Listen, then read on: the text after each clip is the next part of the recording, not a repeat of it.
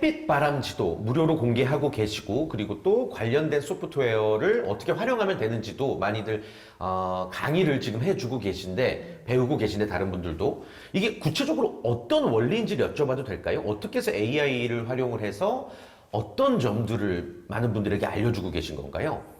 네, 일단 햇빛바람지도부터 좀 말씀을 드리면 네. 햇빛바람지도에는 AI 기술이 굉장히 많이 쓰이고 있습니다. 일단 이것이 무엇을 예측하는 문제를 해결하는 것인데 다만 그 대상이 재생에너지 발전량이 된 것이거든요. 그래서 저희는 기상 정보와 그 외 여러 가지 정보들을 AI 모델에 넣어가지고 내일 시간대별로 태양광 발전이 얼마나 될 것인가, 풍력 발전이 얼마나 될 것인가 이런 것들을 예측을 한다고 보시면 되고요. 네. 그리고 서두에 소개해드렸던 에너지 스크럼이라는 소프트웨어는 어떤 일을 하냐면 네.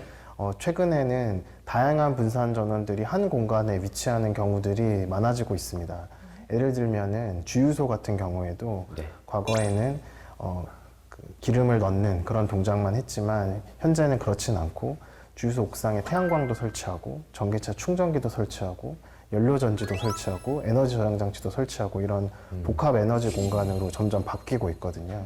앞으로는 여러분들도 다 전기차 타실 텐데 네. 전기차가 늘어나면은 아무래도 주유소도 그런 역할들을 하게 됩니다.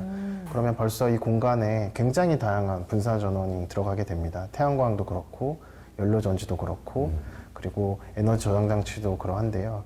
이런 것들의 공급과 수요, 에너지 공급과 수요를 예측을 하고 스마트하게 스케줄링 해주고 관리를 해주고 이런 역할을 할 수 있는 소프트웨어가 필요한데 저희 소프트웨어가 예를 들면 그런 역할을 하게 됩니다. 아하.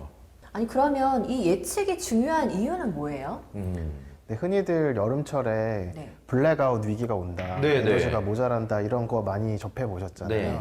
계속되는 폭염에 최대 전력 수요도 연일 신기록을 갈아치우고 있습니다. 올여름 대규모 정전, 블랙아웃 같은 최악의 상황은 없을 것이라고 밝혔습니다.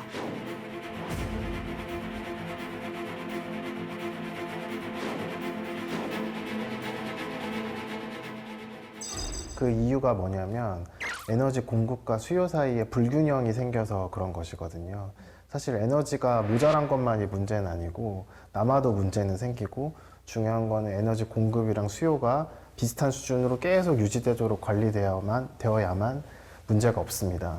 그렇다면 재생에너지가 많이 늘어난 세상을 상상을 해보시면 내일 기상 상황에 따라서 발전량이 달라지지 않습니까? 네. 그런데 에너지 공급과 수요를 비슷하게 맞추려면은 하루 전에는 발전량이 얼마인지를 정확히 알아야 그 일을 잘 할 수 있거든요. 네. 그래서 발전량 예측이 점점 중요해집니다.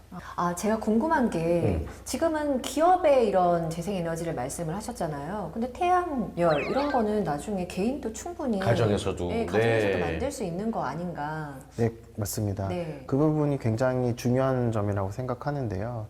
독일 같은 경우에는 재생에너지 발전소, 태양광 발전소의 절반 이상을 개인이나 협동조합이 사실 보유하고 있습니다. 한국 같은 경우는 아직 곳곳에 태양광 발전소가 설치되어 있지는 않는데요. 네. 앞으로 저희가 여러 가지 탄소 중립 이행 계획을 하면서 재생에너지 발전소가 많이 늘어날 것이고 그때는 개인들이 소유한 재생에너지 발전소가 굉장히 많이 늘어날 것으로 저는 생각합니다.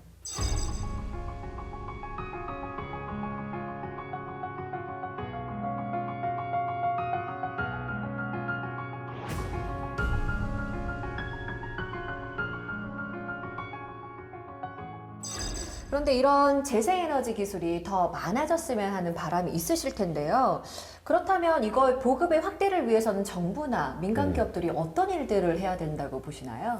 네, 일단 최근에 해상풍력이나 여러 가지 재생에너지 프로젝트가 잘 되지 않는다는 관점에서 네.